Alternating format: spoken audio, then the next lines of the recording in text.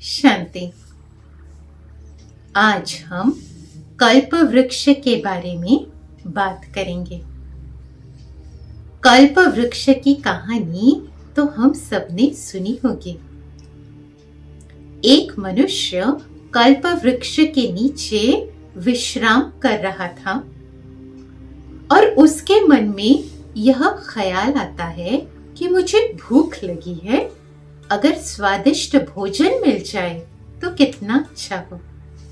और उसी समय उसके सामने स्वादिष्ट भोजन की थालियां हाजिर हो जाती हैं। वह बड़े चाव से भोजन करता है। फिर उसके मन में विचार आता है, प्यास लगी है, पानी मिल जाए तो कितना अच्छा हो। और तुरंत उसके सामने पानी का गिलास हाजिर हो जाता है।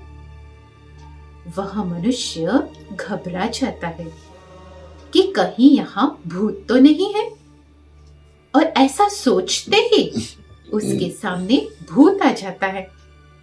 वह डर जाता है। उसके मन में फिर विचार आता है कि कहीं यह भूत मुझे खा तो नहीं जाएगा। और यह विचार करते ही वह भूत उसे खा जाता है। तो यह कहानी के आधार पर जो कल्प वृक्ष की बात है, वह कोई फिजिकल कल्प वृक्ष नहीं है। वह है मनुष्य सृष्टि रूपी कल्प वृक्ष। जब हम मनुष्य सृष्टि रूपी कल्प वृक्ष का ज्ञान लेते हैं, इसके आदि से लेकर अंत तक के बारे में हमें समझ में आता है। यह 5000 वर्ष का कल्प वृक्ष है और यह घूमता ही रहता है। जब यह ज्ञान हमें आ जाता है, तब हम यह समझ जाते हैं कि यह कल्याणकारी है। तो हमारे जीवन में जो कुछ भी हो रहा है, हमारे कल्याण के लिए है। और इस प्रकार हम जो भी आसपास होते हुए देखते हैं, हम उसका राज समझ जाते हैं कि यह कल्याण के लिए है। तब हम पॉजिटिव थॉट्स क्रिएट करने लगते हैं। हमारा माइंडसेट पॉजिटिव होने लगता है। और जब थॉट्स पॉजिटिव होते हैं तो आउटकम कैसे होगा? पॉजिटिव। तो धीरे धीरे हमारी लाइफ खुशहाल बनती जाती है, कल्याणकारी बनती जाती है।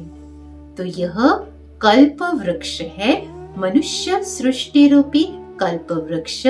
इसके बारे में आज हम यह देखेंगे कि गीता में क्या कहा गया है। गीता में ऐसे 4 श्लोक दिए गए हैं जो कल्प वृक्ष के बारे में ज्ञान देते हैं।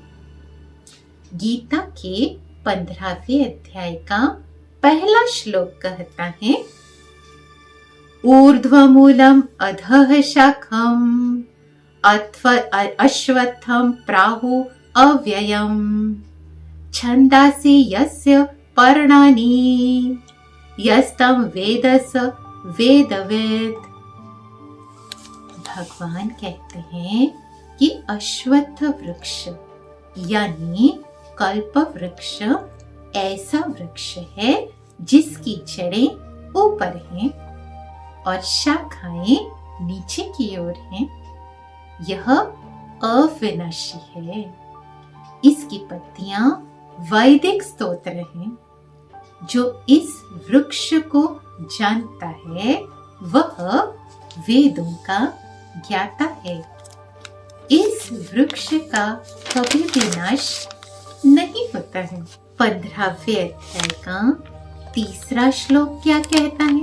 न रूपम अस्य इह तथा उपलभ्यते न अंतः न च आदिः न च संप्रतिष्ठा अश्वत्थम एनं सुविरूढमूलम् असंग शस्त्रेण दृढ़ेन छित्त्वा।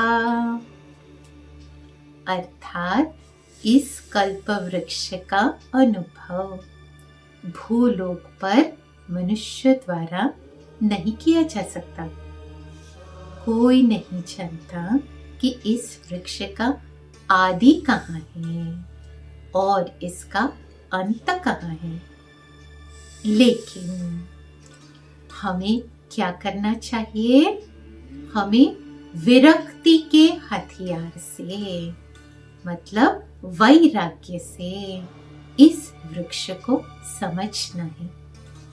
हमें परमेश्वर की खोज करनी है, परमेश्वर को जानना है, जिससे इस वृक्ष का प्रारंभ और इसका विस्तार हम समझ लेते हैं।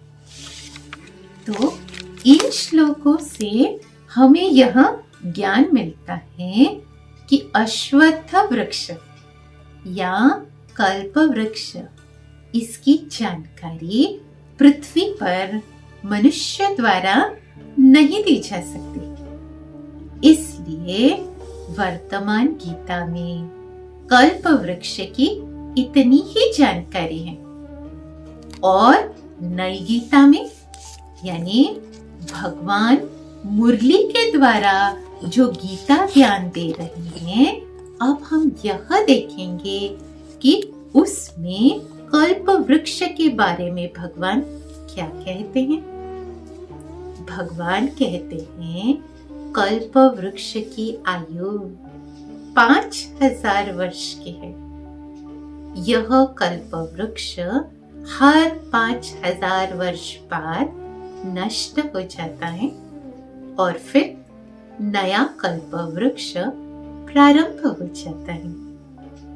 इस कल्प वृक्ष की सारी जानकारी सृष्टि चक्र जैसी ही है। यह मनुष्य सृष्टि रूपी कल्प वृक्ष है। इस कल्प वृक्ष की जड़ों में ब्रह्मा और उनके द्वारा बनाए हुए ब्राह्मण होते हैं, जो इस कल्प वृक्ष का पालन पोषण करते हैं। इस वृक्ष में 4 युग होते हैं। हर युग 1250 वर्ष का होता है। इस वृक्ष के तने में सतयुग और त्रेता युग होते हैं।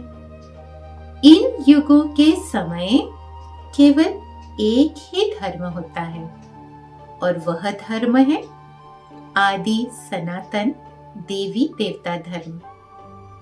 और फिर आता है द्वापर युग।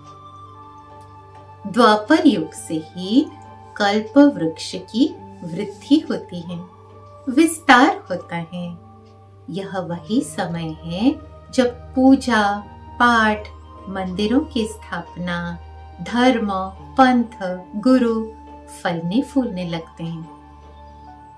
और फिर कलयुग होता है और कलयुग के अंत में, यानी 5000 वर्ष के बाद, भगवान द्वारा इस पुरानी दुनिया का विनाश होता है।